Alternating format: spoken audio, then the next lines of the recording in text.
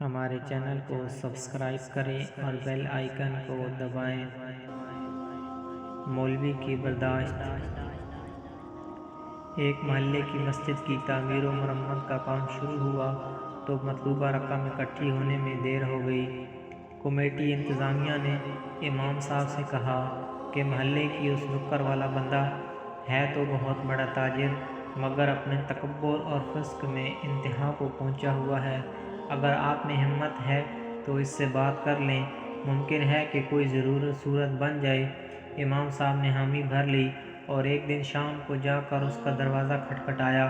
چند لمحے بعد تاجر صاحب اندر سے نمودار ہوئے۔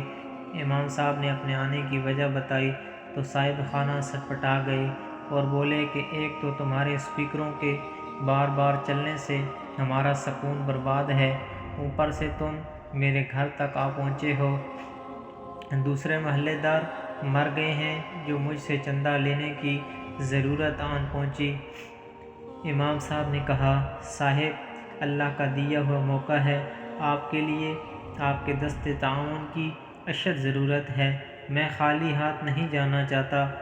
تاجر نے امام صاحب سے کہا، لاؤ اپنا ہاتھ، میں تمہیں چندہ دوں۔ امام صاحب نے جیسے ہی ہاتھ آگے بڑھایا، اس تاجر نے امام صاحب کے ہاتھ پر تھوک دیا۔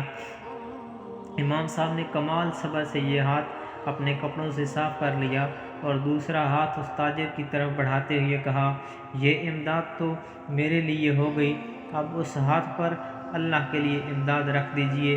اس تاجر کو یہ بات نہ جانے کہاں جا کر لگی، اس کی آنکھوں میں آنسو آ گئے اور منہ سے استغفر اللہ استغفر اللہ نکلنا شروع ہو گیا۔ کچھ لمحات کے بعد شرمندہ ہوا اور اپنے جذبات پر قابو پاتے ہوئے دھیمے سے لہجے میں بولا، بتائیے کتنے پیسے درکار ہیں؟ امام صاحب نے کہا، ابھی 3 لاکھ روپے سے کام چل جائے گا۔ تاجر نے کہا، نہیں، یہ بتائیے کہ آپ کو مکمل پروجیکٹ کے لیے ٹوٹل کتنے پیسے درکار ہیں؟ امام صاحب نے کہا، ہمیں مکمل طور پر 8 لاکھ روپے درکار ہیں۔ تاجر صاحب اندر جا کر 8 لاکھ روپے کا ایک چیک بنا کر لائے اور امام صاحب کو دیتے ہوئے کہا،